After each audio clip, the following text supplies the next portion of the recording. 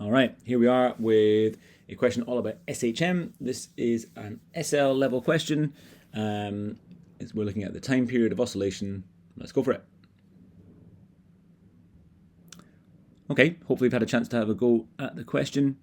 We've got initially a mass spring system oscillating with time period T1, and we're now going to add another spring in parallel with the first spring.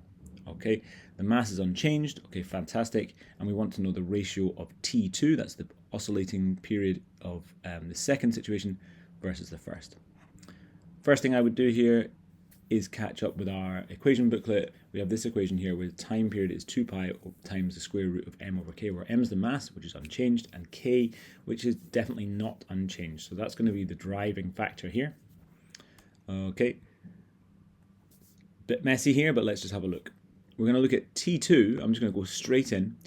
T2 over T1, well, that's the time period on the top divided by the time period on the bottom. We're going to acknowledge the fact that we've got 2 pi, cancels.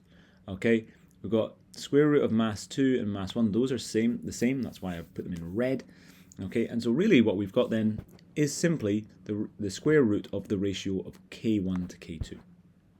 And this, again, I think I mentioned in previous videos, is something which is a regular feature, but it's not necessarily something which directly gets taught as part of the IB course. Basically what we're saying is, how does the spring constant of 2 springs compare with 1?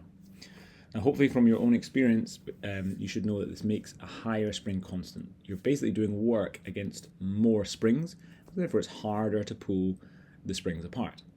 So the spring constant increases, and all that happens when we add these springs in parallel is the spring constant will double.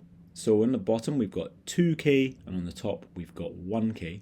So our square root, our k2 is equal to 2 times k1. All I'm going to do then is put that in. We notice we've got k1 now on the top, 2k1 on the bottom, square rooting it. We've got 1 over root 2, which means our answer here is B. Small thing just to point out there, and I think it's worth elaborating here, is that our springs behave in the opposite to our resistors. So when we add springs in parallel, their resistance, their spring constant, becomes bigger. In electrical resistance, the resistance actually becomes smaller. So they're opposite to those. Similarly, if we were to add springs in series, then actually their spring constant becomes lower. So were we to add a spring in series to this one, we would expect the spring constant to go down by a factor of 2, not up by a factor of 2. But that's a question for another day.